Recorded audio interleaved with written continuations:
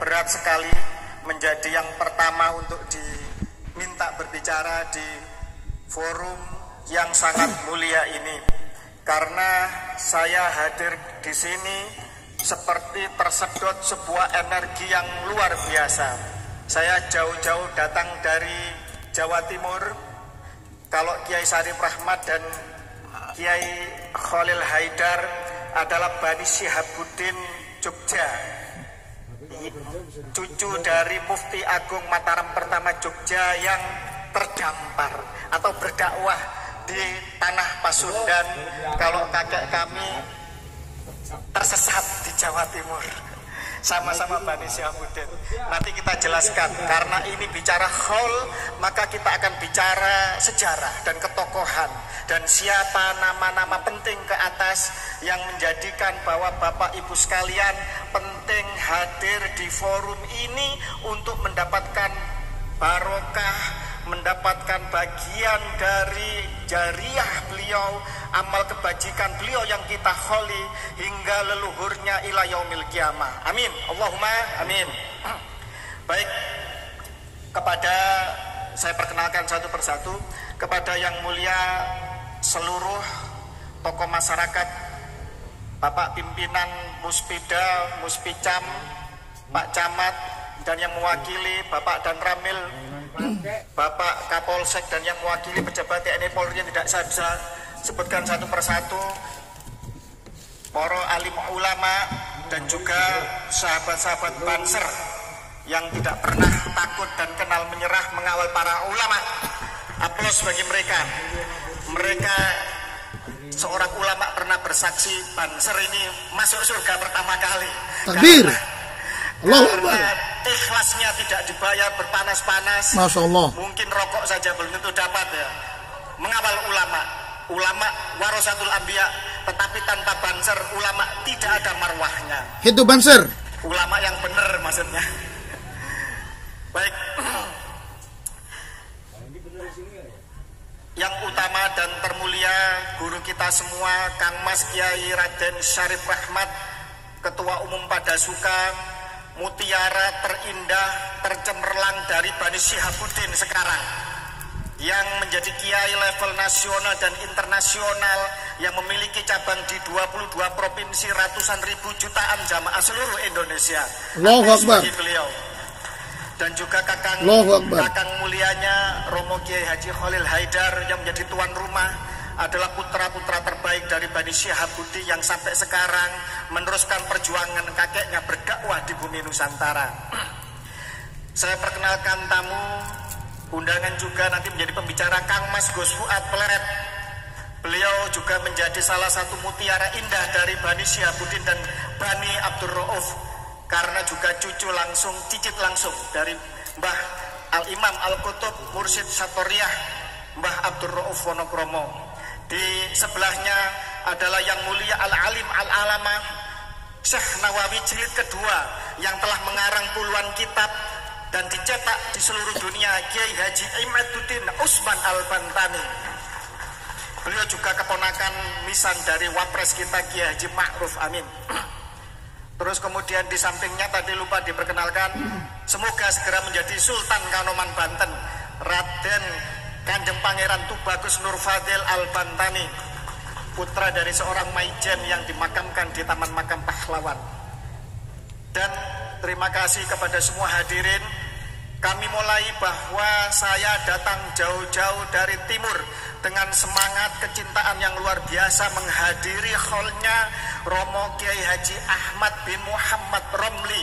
Allah. Nanti kita ceritakan siapakah sosok beliau, siapakah leluhurnya, dan apa yang harus kita teladani dari perjuangan ini. Saya disopiri oleh salah seorang Panglima Laskar Raja Wali Songo dari Surabaya, mampir ke Kanjeng Gusti Pangeran Benowo adik Raja Pakubuwono ke-13 di Pengging Surakarta Hadiningrat, kemudian mampir ke Gus Fuad Pleret, kemudian sempat melakukan ramah tamah dengan Gusti Bindoro Pangeran Haryo Yudoningrat, adik dari Sinun Hamenggarso Dalem Hamengkubuwono ke-10. Tidak lain dan tidak bukan energi itu saya bawa ke forum ini. seluruh Trah Mataram sepakat akan bersatu padu untuk meluruskan sejarahnya, bersatu padu untuk menegakkan kembali bagian-bagian keping-keping dari yang hilang dan terlupakan. Dan itu akan saya bahas di sini, dan itu ada kaitannya dengan leluhur dari Romo Kiai Ahmad bin Muhammad Romli. Baik, untuk menyingkat waktu karena banyak yang mau berbicara, saya sepilkan. Mohon maaf bahwa contekan karena demikian banyak. Apa yang saya tulis ini adalah ulasan singkat, tidak mungkin saya perjelas dan saya ulas demikian jauh.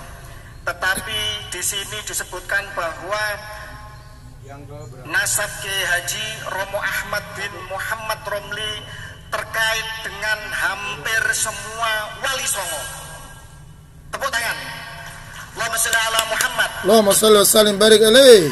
Yang kedua, Allahu Akbar. Nasab beliau terkait dengan sejarah kesultanan yang masih eksis sekarang di bumi Nusantara, yaitu Kesultanan Ngayogyakarta Hadiningrat. Tanpa Yogyakarta Hadiningrat tidak ada negara kesatuan Republik Indonesia. Allahumma shalli wa sallim barik alaihi. Tanpa Yogyakarta tidak diangkat sumpahnya Presiden Soekarno di Yogyakarta. Tanpa Yogyakarta tidak ada wilayah yang kemudian menjadi momentum serangan 1 Maret 1949 yang menjadi cikal bakal konferensi meja bundar, sehingga kemudian Belanda terpaksa menyerahkan kedaulatan kepada Republik Indonesia. Dan itu ada, kalau di film Janur Kuning ada yang namanya Komarudin. Coba lihat, itu ada seorang pejuang yang ditembak tidak mempan atau kebal. Itu adalah saudaranya Kiai Salim Rahmat. Allah. Bani Sihabuddin. Bani Sihabuddin ini selain melahirkan Profesor Bapak Nuklir Indonesia Profesor Baikuni, juga Mendagri Haris Sabarno, juga Profesor Azikam mantan Menristek, dan sekian banyak ulama kiai termasuk sekarang Rois Suriah NU DIY adalah bagian dari keluarga besar kita semua. Dan salah satu mutiaranya adalah Al-Imam Al-Qutub Syekh Abdur Rauf Wonokromo Mursyid Satoria, suatu torikoh yang dianut oleh seluruh keluarga Wali Songo. Baik, saya sebutkan nasab Kiai Romo Ahmad bin Kiai Muhammad Romli dari berbagai jalur biar jelas. Kiai Romo Ahmad bin Kiai Muhammad Romli adalah putra dari Kiai Imam Barmawi, seorang penghulu utama di Keraton Ngayogyakarta Hadiningrat.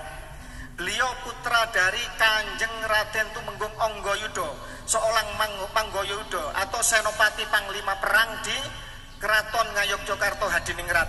Jadi kalau keturunan Sihabuddin berani-berani, nggak kaget. Kalau keturunan Sihabuddin tegas dalam menyikapi sesuatu, tidak kaget, tapi yakin, penuh cinta kasih dan lemah lembut. Karena dari yang saya tulis ini istrinya banyak, tapi tidak bagi Romo Salim Rahmat. Beliau mengatakan kalau Tuhan di langit hanya satu, di bumi hanya satu istri. Tepuk tangan. Mohon maaf, intervention. Ini maksudnya biar tidak nikah lagi. Saya kunci di sini. KRT Anggoyuda adalah putra dari Raden Ayujoyo Suradi yang merupakan putri dari Kiai Ngafiyah. Lah, siapa Kiai Ngafiyah ini? Kiai Ngafiyah ini adalah seorang kiai waliullah yang dimakamkan sendirian di Gunung Ketur, Pakualaman. Allah. Ingat, Pakualaman berdiri di era Hamengkubuwono II. Ketika terjadi Inggris mencabik-cabik Yogyakarta, mengadu domba antara Trah Mataram, sehingga terjadi pemberontakan antara adik Raja Hamengkubuwono II dibantu Inggris menyerbu Yogyakarta, yang terkenal dengan peristiwa Sepehi, di mana keraton Yogyakarta diobrak-abrik dan dijarah besar-besaran. Sekian ribu ton emas, 10.000 manuskrip dan pusaka dibawa ke Inggris sana. Dan sampai sekarang tidak ada yang dikembalikan oleh Inggris. Dan harus kita tuntut semua keturunan dari Hamengkubuwono dan keturunan dari seluruh Trah Mataram harus menuntut itu. Karena di situ ada manuskrip penting Nusantara yang mencatat siapa sebenarnya kita, leluhur kita. Karena apa? Kenapa Inggris mencuri manuskrip? Karena sejarah akan dibelokkan. Saya tidak akan membahas ini karena sudah diingatkan sama panitia. Kita membahas nasab kita sendiri. Setuju? Kalau membahas nasab sendiri dilarang, ya wallahu a'lam. Kiai Ngafiyah dimakamkan di Gunung Ketur. Dalam Trah Mataram hanya raja dan orang penting yang dimakamkan di tempat yang tinggi karena kualat. Kalau orang biasa dimakamkan di atas makam raja-raja. Sementara Pakualam 1 sampai ke 5 itu dimakamkan di Hastanarengga di Kota Gede, di tempat yang di bawahnya. Allah. Ini harus menjadi PR kita semua. Betul, Kenapa betul. seorang Kiai Ngafiyah itu dimakamkan di tempat yang tinggi? Baik, saya bongkar sedikit rahasianya. Semoga menjadi kajian bersama dari seluruh. Suka perfectly crunchy, nyaman saat digigit, gak tajam, dan Malah semua di mulut. iklan. Konsiliasi atau perdamaian, yaitu ketika kemudian Pakualam 1 yang menjadi adiknya Hamengkubuwono II yang pada posisi menang sebenarnya siap berdamai dan menerima untuk wilayah Yogyakarta dibagi menjadi diiris menjadi Kadipaten Pakualaman. Oke. Artinya ada seorang negosiator, seorang penasihat ulung, seorang yang nyemarwah kewibawaan luar biasa sehingga posisi menang di Batu Inggris mau untuk menerima wilayah menjadi kadipaten. Siapa beliau? Adalah Kiai Ngafiyah. Saya seyakin-yakinnya, hakul yakin bahwa Kiai Ngafiyah adalah negosiator, penasehat yang mau meredam perpecahan di antara Bani Mataram pada zaman itu. Sehingga beliau dikasih kehormatan untuk dimakamkan di Gunung Ketur di dalam wilayah Pakualaman.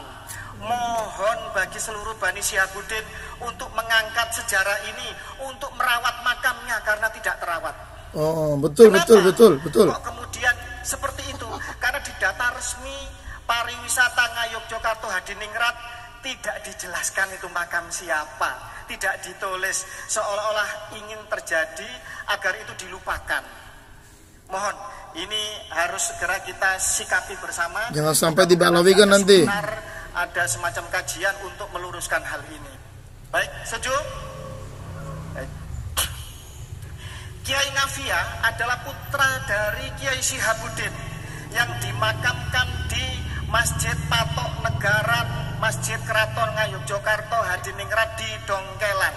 Kiai Syihabuddin adalah penasehat dan menjadi panglima perang dari Pangeran Mangkubumi atau Hamengkubuwono I ketika melawan kooptasi Belanda di Keraton Mataram Islam, sehingga kemudian menjadi perjanjian Giyanti dan berdirilah Keraton Ngayogyakarta Hadiningrat.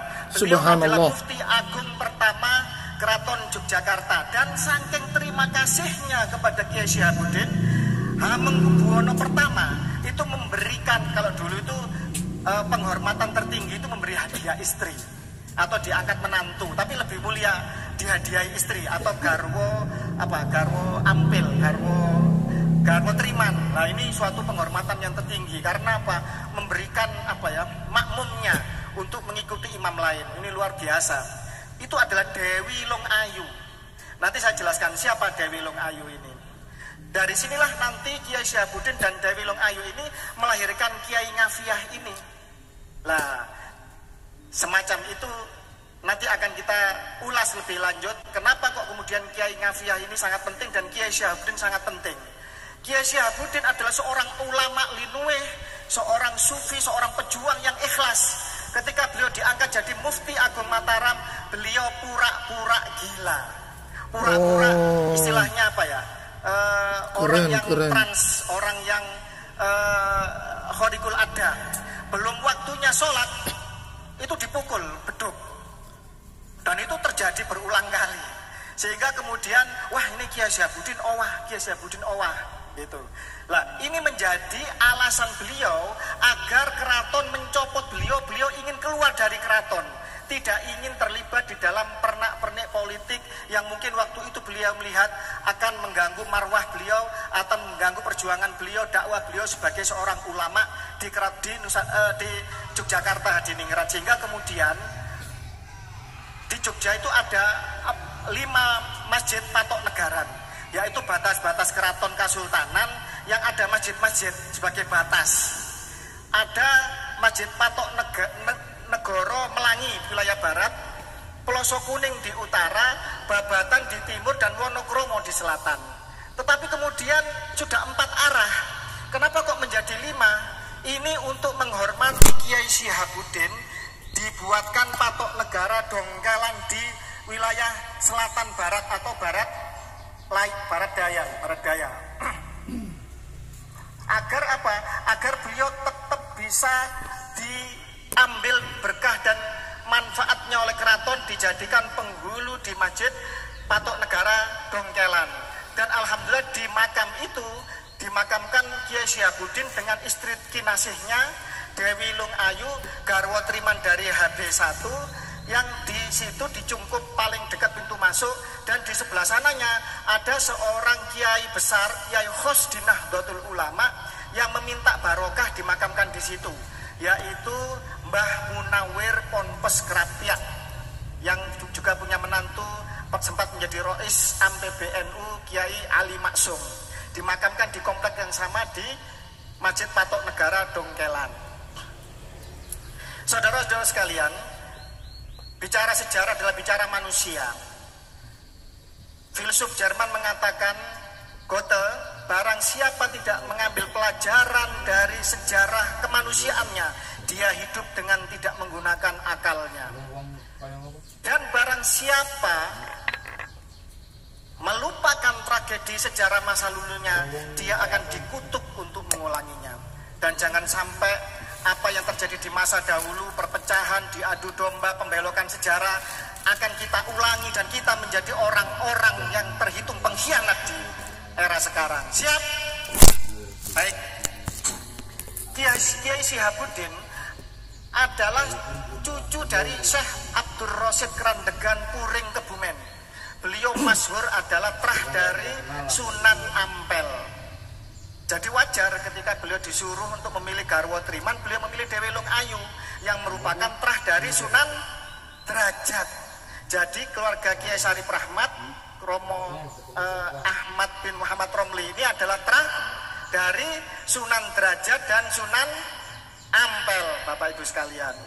Terus kenapa kok beliau menggunakan atribut Sunan Kalijaga? Nanti ada ceritanya, sabar dulu. Baik. Kenapa kok kemudian dinamakan Masjid Bani Rauf? Karena Kiai Imam Barmawi ini istri ketiganya masih saudara sendiri, yaitu adalah putri Nyai Abdul Hamid bin Kiai Abdul Rauf Wonokromo. Jadi Romo Ahmad ini wajar dan berhak mengaku sebagai Bani Abdul Rauf Wonokromo, Al-Imam Al-Kutub, wali kutub di zamannya. Dan ini masyhur, bisa dilihat di YouTube, bisa lihat di media sosial sendiri. Lah, Romo Syekh Abdul Rauf ini orang dibilang sama jauh, ibaratnya levelnya Mamin kan gitu aja. Kenapa ini? Bisa lagi muncul nih, Fatihah bahasanya berlupa. Oh, lagi loading guys. Maaf guys, loading guys. Ya intinya kalau emang ketemu ya alhamdulillah. Sinyal. Intinya ya mungkin sifatnya Tuhan. Sinyal. Pertemukan waktunya kali kan. bin Kiai Muhammad bin Nyai Muhtarom, di mana Kiai Muhtarom ini adalah putra dari Kiai Fakih di Poningrat. Kiai Fakih di Poningrat ini adalah Mufti Agung Mataram yang menggantikan Kiai Syihabuddin ketika Kiai Syihabuddin dianggap mengundurkan diri dari Mufti Agung Mataram Jogja yang pertama. Dan Kiai Fakih ini akhirnya saling jadi bicara nasab Wonokromo ini saling menikah antara Kiai Fakih, Kiai Syihabuddin dan Kiai Sokopuro dan lain-lain, termasuk dengan Mbah Nur Iman Melangi bin Amangkurat keempat. Saya tidak mungkin mengulas ini karena ini terlalu panjang. Dan Kiai Fakih ini pada akhirnya juga keturunan dari Bani Wali Songo yang insya Allah dari jalur Syekh Abdul Qadir Al-Jilani. Kemudian Kiai Imam Barmawi ini, mbah canggahnya Kiai Syarif Rahmat, itu punya istri 4. Nah, istri keempatnya adalah Nyai Sari, adalah putri dari Kiai Sokopuro kedua. Yang Kiai Sokopuro ini ke atas ditarik adalah merupakan keturunan atau putra langsung dari Pangeran Wongsayuda atau Kiai Trayem kedua, yang merupakan adalah putra dari Hamengkubuwono pertama, yang ketika Dewi Lung Ayu digarwa terimankan kepada Kiai Syihabuddin dalam posisi hamil. Ini akan menurunkan Pangeran Wongsayuda dan akan menurunkan Bani Sokopuro, yang nanti darah itu mengalir di seluruh keluarga keturunan Wonokromo termasuk Romo Kiai Ahmad bin Muhammad Romli. Jadi beliau selain keturunan Sunan Ampel, juga Sunan Derajat, Sunan Bonang, Syekh Abdul Qadir Jailani, dan juga ke atasnya Kiai Sokopuro. Jalurnya ke atas melalui Kiai Abdul Yaden Pasar Gede bin Kiai Dalman bin Kiai Khotib Sencaki, ke atasnya bin Joko Taruk bin Sayyid Maulana Maghribi Al-Hasani Al-Jilani atau Syekh Ali Zakir yang makamnya ada di Parangtritis, Yogyakarta. Jadi lengkap, Al-Husaini ada, Sunan Ampel, Sunan Derajat, Al-Hasani juga ada. Lalu di mana nasabnya ke arah Sunan Kalijaga? Kenapa kok Kiai Syarif Rahmat berani membuat padepokan Sunan Kalijaga? Karena Syekh Abdul Rosyid Kerandegan Wali Kutub di zamannya yang merupakan terah Sunan Ampel ini, istrinya adalah keturunan dari Sunan Hadi, yang Sunan Hadi ini putra langsung dari Sunan Kalijaga. Ada makamnya di Kadilangu Sunan Kalijaga. Dan Sunan Hadi ini ibunya adalah Nyai Sujinah. Di manuskrip lain disebutkan Nyai Zainab atau Syarokah, putri dari Sunan Gunung Jati ketiga, Said Zain Abdul Qadir, yang merupakan menantu dari Syarif Hidayatullah Sunan Gunung Jati kedua. Jadi begitu.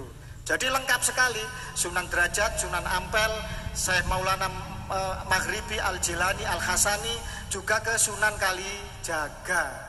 Ini yang menjadi penjelasan bagi kita semua, agar ketika kita bicara khol, jangan bicara karomah atau bicara halusinasi tentang keajaiban-keajaiban.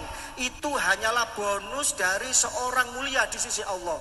Kita harus menceritakan bagaimana ketauladan dan perjuangannya, agar kita di era sekarang bisa mentauladaninya. Dan itu jauh lebih penting, lebih mendidik daripada kita bicara halusinasi karomah-karomah yang sebenarnya ini untuk pembodohan umat bila kita tidak bisa menyikapinya dengan arif dan bijaksana. Karena karomah khususia, tidak mungkin semua orang bisa terbang, bisa jalan di atas air. Ini khususia, hadiah dari Allah. Dan Kiai Syihabuddin sangat penting di dalam era berdirinya Keraton Ngayogyakarta Hadiningrat, karena beliau adalah satu-satunya yang bisa mengendalikan dan bisa menaklukkan dengan diplomasi, dengan marwahnya, dengan keulamaannya, menasehati Pangeran Sambernyowo atau Raden Mas Said yang nantinya akan menjadi Mangkunegara pertama, Pura Mangkunegaran, bagian dari Terah Mataram, keraton sendiri. Ketika terjadi perjanjian Giyanti antara Hamengkubuwono I